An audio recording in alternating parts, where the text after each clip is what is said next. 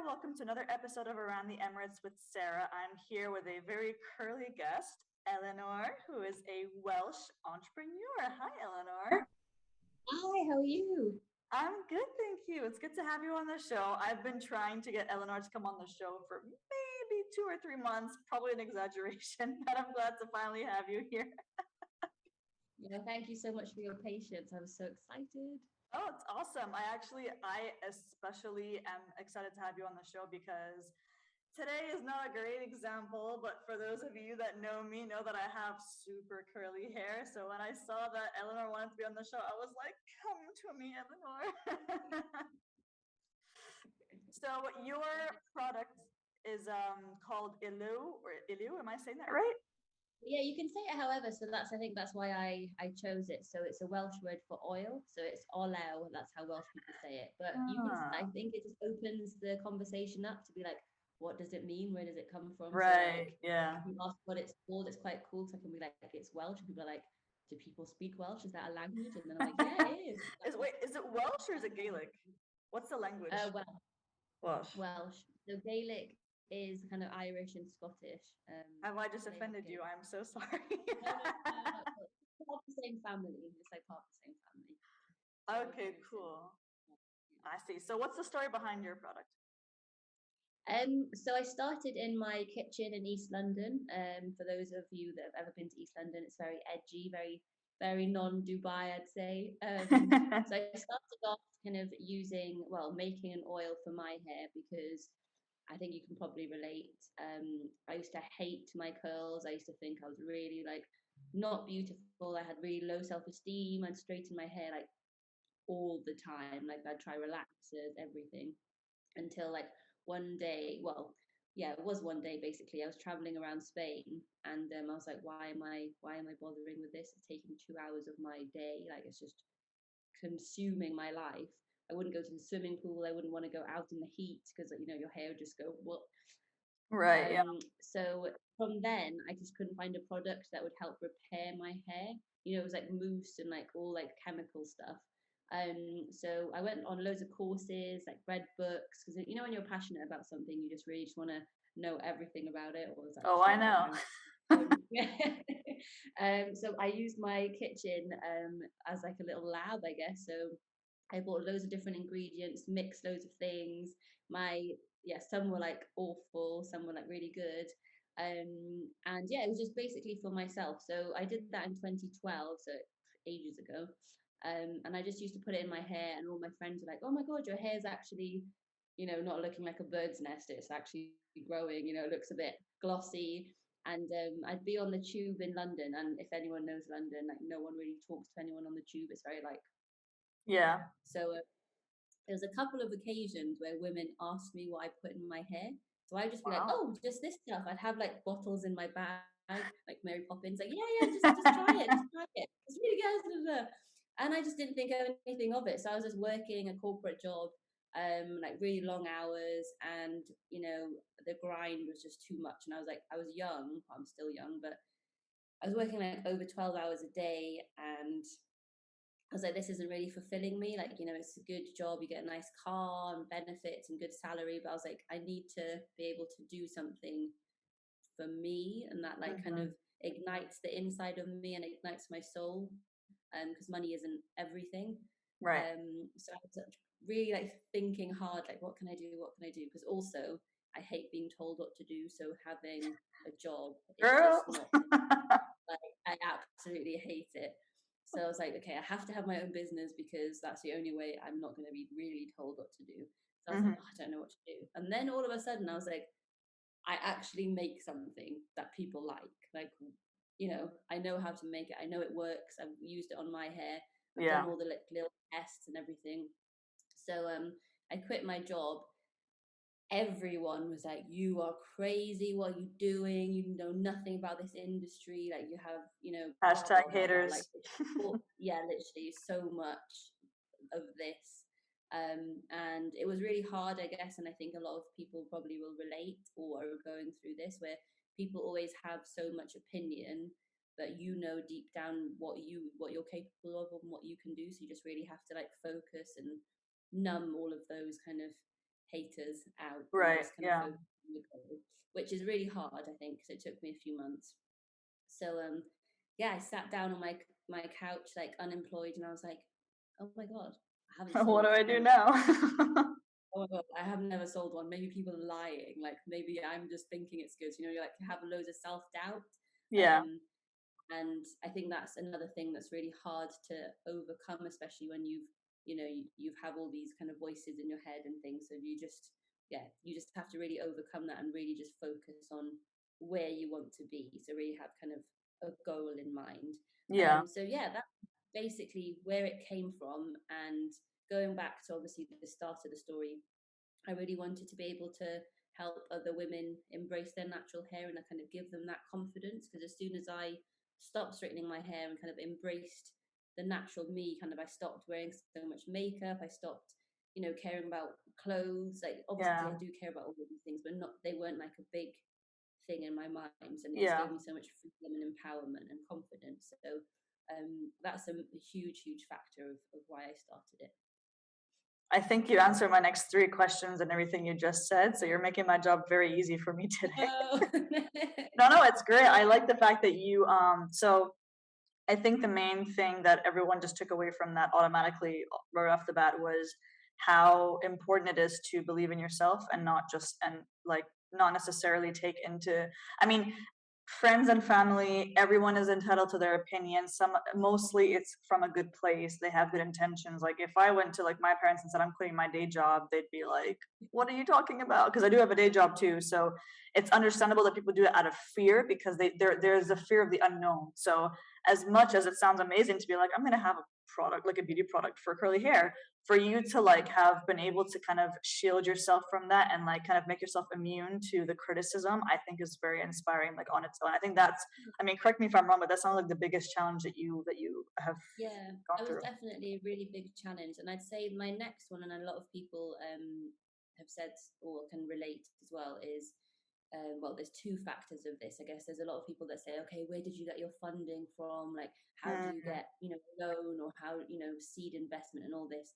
And I was like, okay, that's really good for some businesses, but you don't think that you just have to have all of this money to start something. So yeah, I started with on £100, and with that £100, all the money I kind of made, I just reinvested in the business. Okay, I didn't have any money myself for 2 years because I chose to kind of go down that route.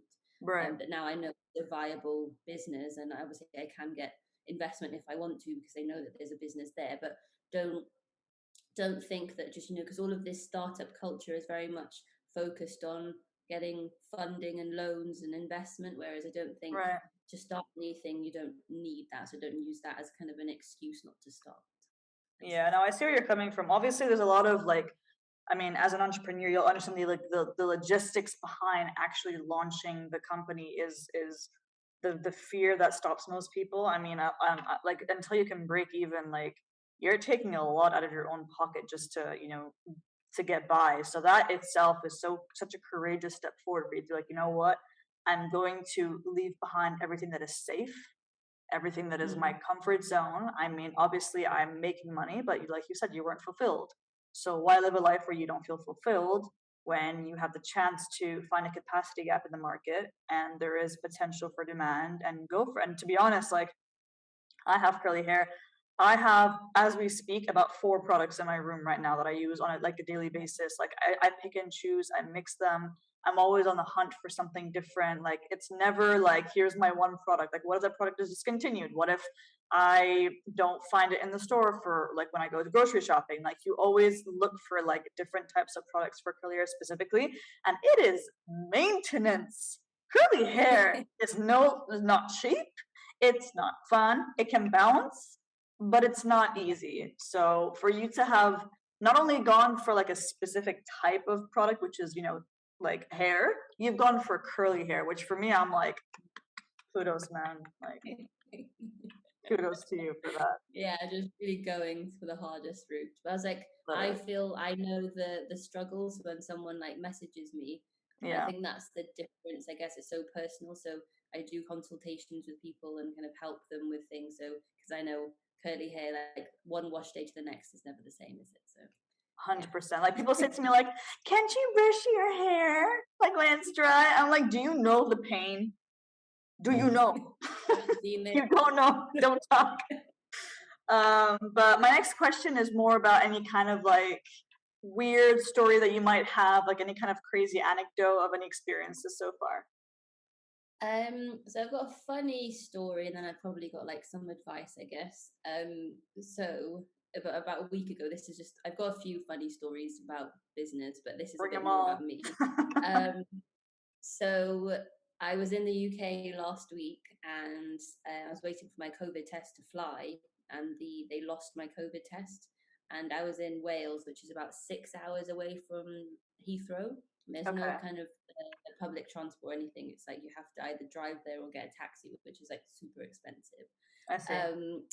So I called them at 8 p.m. I was like, I need to know if you have my COVID test because I'm flying midday tomorrow and it's 6 hours to the airport. And obviously, I need to get another one if you've lost it. So basically, they'd lost it. So I was like, great, yay, another thing that you have to stress about. So my mum was working the next day and I was supposed to kind of get a lift with someone else in the morning. And I was like, oh my God, I don't know what I'm going to do. So I called a taxi firm and it was so expensive. And I'm always like thinking about my expenses, as you know, because I Of started with course. £100. Yeah. So I was like, it's so expensive. So I was like, okay, can I like drive there and you can drive back? Is that going to be cheaper? So you can like sleep to the taxi driver. And he was like, oh my God, you're so desperate. So I was on the motorway driving a taxi, like an actual taxi with like taxi on the, I was like, oh my God, if anyone could see me. So I drove to Heathrow, pulled the window down and spoke to the guy, like asking where the COVID test place is. And he must have been, I didn't realize at the time, but I was like, he must have been like, this is really weird. It's like a small girl driving a grown man in a taxi. Like, I've never seen this before. Like, this is so weird. Because I remember him looking like, this is strange. Then I was like, in hindsight, I was like, oh my God, that must have been so weird. Like, what? So, yeah, that for me, I couldn't stop laughing yesterday when I actually realized what I'd done.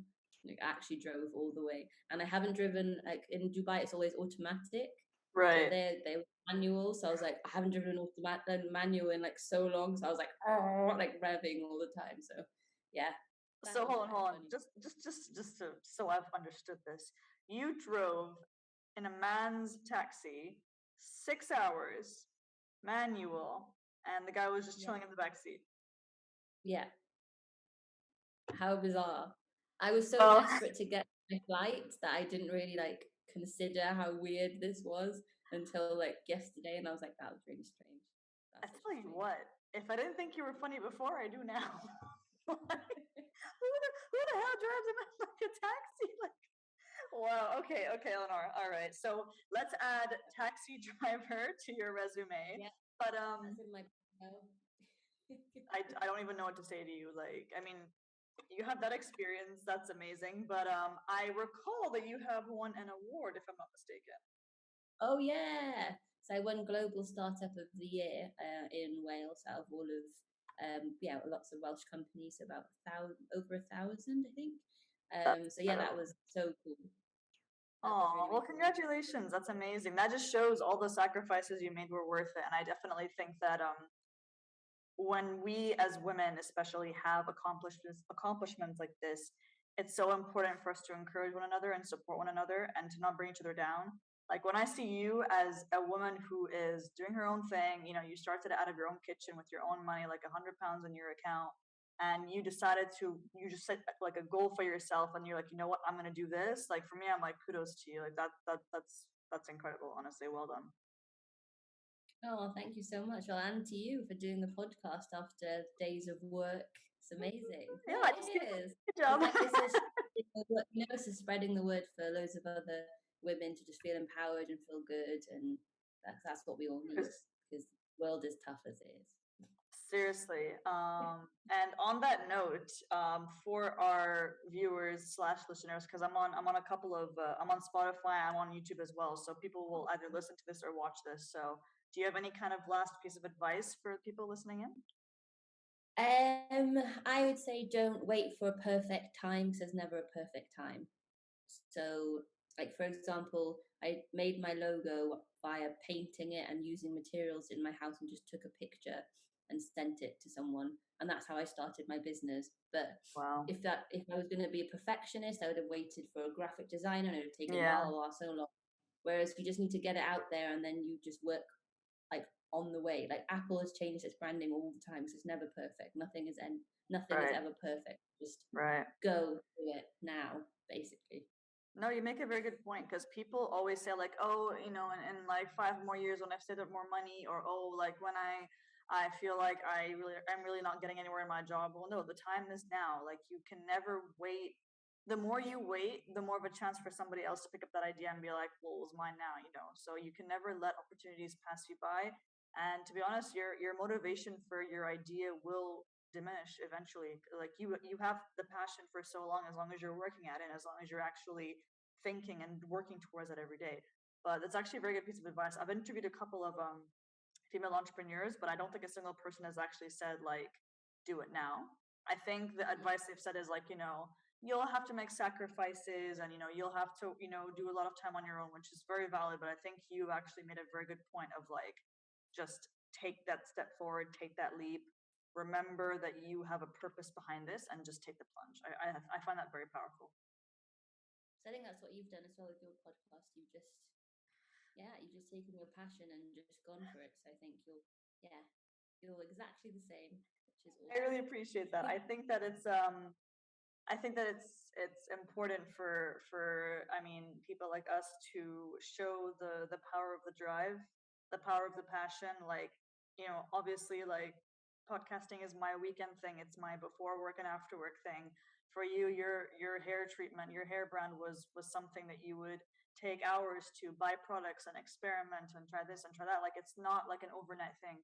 So I really appreciate you taking the time to talk to me and to kind of spread this message for like women can do everything they set their hearts to. Yes. Thank you very much for being on the show, and I had a lovely time. Next time I need to, you know, get in a taxi with a, you know, taxi driver, I'll give you a call. Maybe you can teach him how to drive.